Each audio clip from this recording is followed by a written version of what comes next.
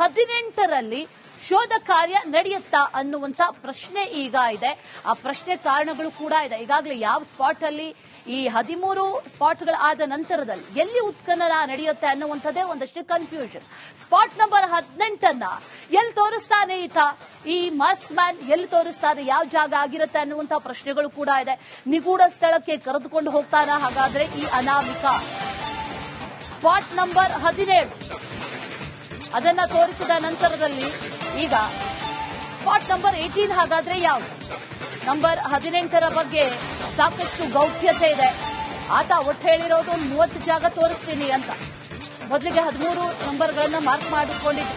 ಅಸಲಿಗೆ ಎಲ್ಲಾ ನಂಬರ್ಗಳನ್ನ ಮಾರ್ಕ್ ಮಾಡಿಕೊಂಡು ಅದನ್ನು ಸೆಕ್ಯೂರ್ ಮಾಡ್ಕೊಳ್ಬೇಕು. ನಂಬರ್ 18ರ ಬಗ್ಗೆ ಗೌಪ್ಯತೆಯನ್ನ ಎಸ್ಐಟಿ ಟೀಮ್ ಈಗ ಕಾಪಾಡಿಕೊಂಡಿದೆ. ಎನಿವೇಸ್ ಕುತೂಹಲವನ್ನ ಮೂಡಿಸ್ತಾ ಇದೆ ಈ ತನಿಖಾಧಿಕಾರಿಗಳ ನಡೆ. ಆರಂಭಕ್ಕೆ 30 ಮಾರ್ಕ್ ಮಾಡ್ಕೊಂಡಿದ್ದಿದ್ರೆ, ಅಲ್ಲಿ ಪೊಲೀಸರನ್ನ ನಿಯೋಜನೆ ಮಾಡಿದ್ದಿದ್ರೆ ಒಂದು ರೀತಿಯಲ್ಲಿ ಗೌಪ್ಯತೆಯನ್ನ ಕಾಪಾಡಿಕೊಂಡಂತ ಆಗ್ತಾ ಇತ್ತು. ಯಾರು ಕೂಡ ಸ್ಪಾಟ್ಗಳು ಎಲ್ಲಿದೆ ಅನ್ನುವಂತ ನಿಟ್ಟಿನಲ್ಲೂ ಕೂಡ ಒಂದು ರೀತಿಯಲ್ಲಿ ಸೇಫ್ ಗಾರ್ಡ್ ಮಾಡ್ದಂಗೆ ಆಗ್ತಾ ಇತ್ತು. ಆದ್ರೆ ಮೊದಲಿಗೆ ಸೆಕ್ಯೂರ್ ಮಾಡ್ಕೊಂಡಿದ್ದು 13 ಜಾಗಗಳನ್ನ, 13 ಸೈಟ್ಗಳನ್ನ. ಆ ನಂತರದಲ್ಲಿ ಒಂದಷ್ಟು ಔಟ್ ಆಫ್ ದ ಬಾಕ್ಸ್ ಅನ್ನುವಂತೆ 2-3 ಸ್ಥಳಗಳನ್ನ ಈತ ತೋರಿಸಿದ್ದ. ಈಗ 17ನೇ ಸ್ಪಾಟ್ ಆದ ನಂತರದಲ್ಲಿ ನಂಬರ್ 18 ಯಾವುದು ಅನ್ನುವಂತ ಪ್ರಶ್ನೆ. ಪಾಯಿಂಟ್ 18 ನಲ್ಲಿ ಶೋಧ ಕಾರ್ಯ ನಡೆಯುತ್ತಾ ಅಥವಾ ಮಹಜರ್ ಇವತ್ತು ನಡೆಸ್ತಾರಾ ಅನ್ನುವಂತ ಪ್ರಶ್ನೆಗಳು ಕೂಡ ಇದೆ.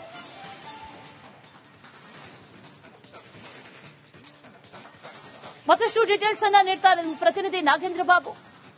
ಲೈವ್ ನಲ್ಲಿ ಜಾಯ್ನ್ ಆಗಿದ್ದಾರೆ. ನಾಗೇಂದ್ರ ಬಾಬು, ಈ 13ರ ನಂತರ ಎಲ್ಲಿ ಉತ್ಖನನ ನಡೆಯುತ್ತೆ, ಎಲ್ಲಿ ಮಹಜರ ನಡೆಯುತ್ತೆ ಅನ್ನೋದನ್ನ ಸಾಮಾನ್ಯವಾಗಿ ಹೇಳೋದಕ್ಕೆ ಬರ್ತಾ ಇಲ್ಲ. ಈ ಎಸ್ಐಟಿ ಅಧಿಕಾರಿಗಳ ನಡೆ ಏನಾಗಿರುತ್ತೆ? ಸ್ಪಾಟ್ ನಂಬರ್ 18 ಇವತ್ತು, ಅಥವಾ ಈ ಹಿಂದೆ ಆದಂತ ಸ್ಪಾಟ್ಗಳ ಮತ್ತಷ್ಟು ಶೋಧ ಕಾರ್ಯಗಳ ಆಗುತ್ತಾ? ಯಾವ ರೀತಿಯಾಗಿ ಕಾಣಿಸ್ತಾ ಇದೆ ಮೇಲ್ನೋಟಕ್ಕೆ? ಡೀಟೇಲ್ಸ್ ಅನ್ನ ಕೊಡೋದಾದ್ರೆ ನಾಗೇಂದ್ರ ಬಾಬು.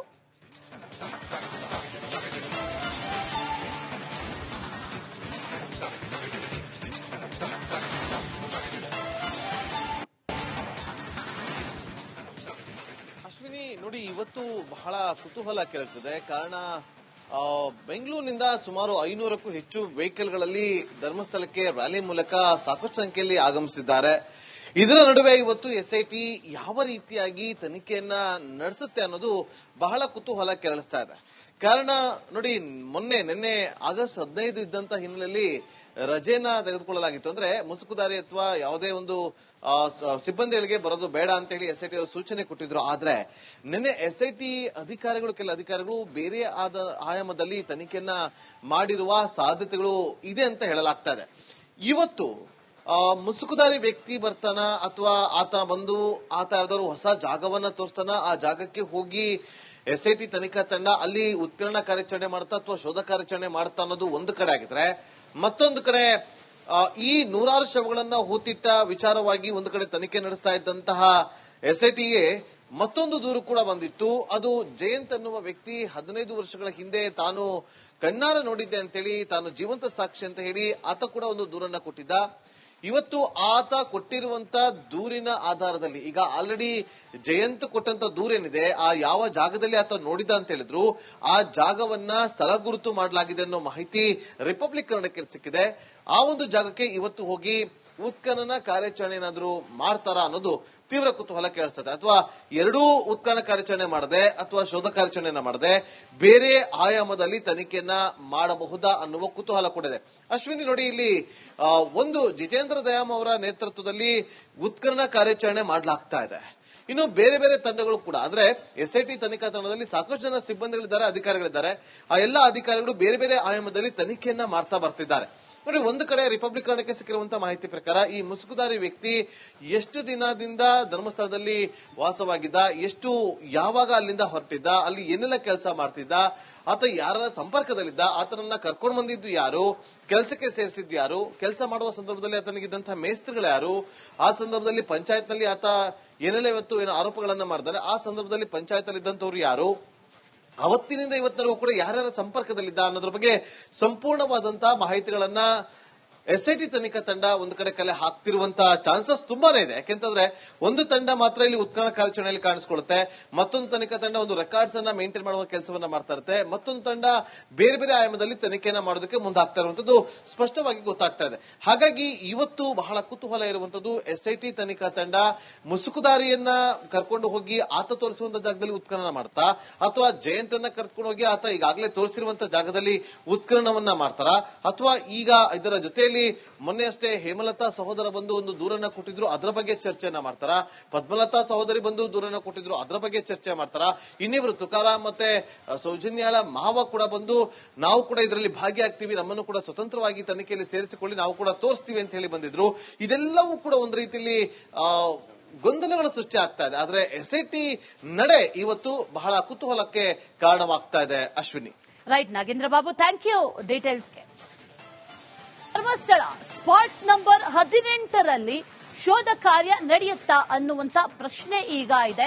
ಆ ಪ್ರಶ್ನೆ ಕಾರಣಗಳು ಕೂಡ ಇದೆ. ಈಗಾಗಲೇ ಯಾವ ಸ್ಪಾಟ್ ಅಲ್ಲಿ ಈ 13 ಸ್ಪಾಟ್ಗಳಾದ ನಂತರದಲ್ಲಿ ಎಲ್ಲಿ ಉತ್ಖನನ ನಡೆಯುತ್ತೆ ಅನ್ನುವಂಥದ್ದೇ ಒಂದಷ್ಟು ಕನ್ಫ್ಯೂಷನ್.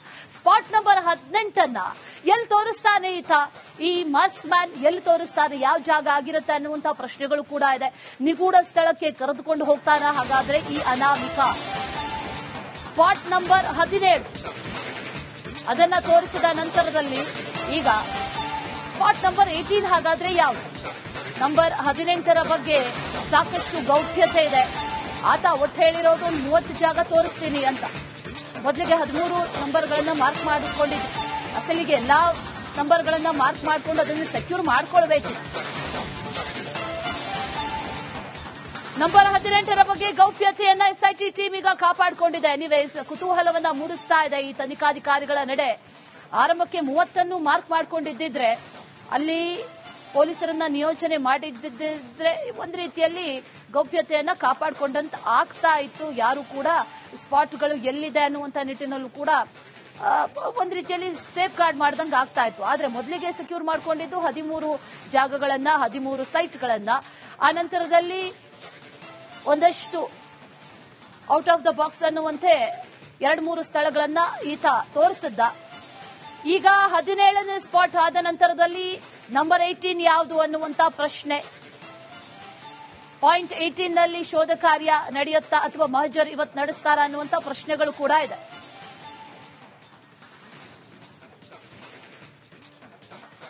ಮತ್ತಷ್ಟು ಡೀಟೇಲ್ಸ್ ಅನ್ನ ನೀಡ್ತಾರೆ ಪ್ರತಿನಿಧಿ ನಾಗೇಂದ್ರ ಬಾಬು, ಲೈವ್ ನಲ್ಲಿ ಜಾಯ್ನ್ ಆಗಿದ್ದಾರೆ. ನಾಗೇಂದ್ರ ಬಾಬು, ಈ 13ರ ನಂತರ ಎಲ್ಲಿ ಉತ್ಖನನ ನಡೆಯುತ್ತೆ, ಎಲ್ಲಿ ಮಹಜರ ನಡೆಯುತ್ತೆ ಅನ್ನೋದನ್ನ ಸಾಮಾನ್ಯವಾಗಿ ಹೇಳೋದಕ್ಕೆ ಬರ್ತಾ ಇಲ್ಲ. ಈ SIT ಅಧಿಕಾರಿಗಳ ನಡೆ ಏನಾಗಿರುತ್ತೆ? ಸ್ಪಾಟ್ ನಂಬರ್ 18 ಇವತ್ತು, ಅಥವಾ ಈ ಹಿಂದೆ ಆದಂತ ಸ್ಪಾಟ್ಗಳ ಮತ್ತಷ್ಟು ಶೋಧ ಕಾರ್ಯಗಳ ಆಗುತ್ತಾ? ಯಾವ ರೀತಿಯಾಗಿ ಕಾಣಿಸ್ತಾ ಇದೆ ಮೇಲ್ನೋಟಕ್ಕೆ? ಡೀಟೇಲ್ಸ್ ಅನ್ನ ಕೊಡೋದಾದ್ರೆ ನಾಗೇಂದ್ರ ಬಾಬು.